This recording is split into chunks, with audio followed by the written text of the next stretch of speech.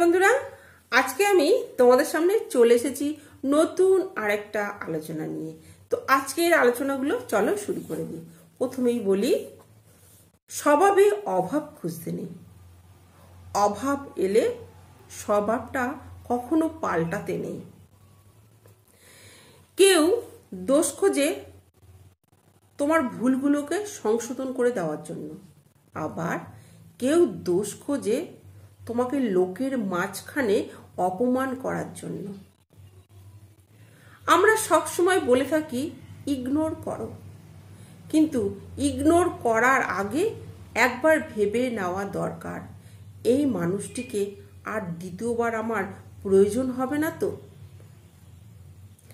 যাকে তাকে রাস্তা চিনে দেওয়ার কোনো দরকার নেই। যখন সে রাস্তা চিনে যাবে তখন সে তোমারই রাস্তার উপরে কাঁটা বিছিয়ে দেবে।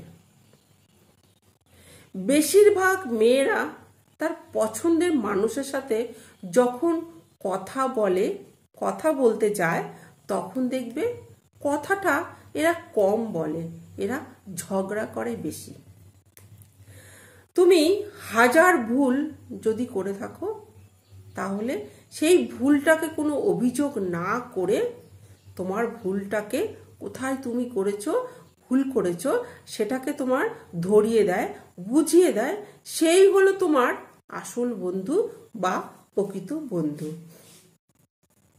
সত্যিকারের প্রিয় মানুষটা যদি সেই শত কাজ করার মাঝখানেও যদি শত ব্যস্ত থাকে, তার মাঝখানেও তোমাকে একবার খবর নেবে তুমি কেমন আছো। আবার অনেকে দেখবে প্রিয় সেজে থাকে, সে অবসর পেলেও তোমার খোঁজও নিয়ে দেখবে না যে তুমি কেমন আছো। তোমাকে দেখাবে সে ব্যস্ততা, তার অনেক ব্যস্ততা আছে। ভালোবাসা এমন একটা জিনিস যেটা কাউকে মৃত্যুর মুখ থেকে বাঁচিয়ে নিয়ে আসতে পারে, আবার ভালোবাসা এমনই একটা জিনিস যেটা কাউকে মৃত্যুর মুখে ঠেলেও দিতে পারে। কাউকে অন্ধের মতন বিশ্বাস করো না, তাহলে তোমাকে অন্ধ ভেবে সে ঠকিয়ে যাবে। অনেকে বলে ভালোবাসতে বাসতে, অনেকেই বলে ওর মতন আমি কাউকে পাবো না।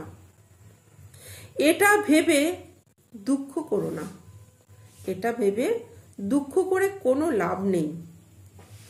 তোমার মতন কাউকে সে পাবে না এটা ভেবে তুমি আনন্দ করো, কারণ তুমি একজন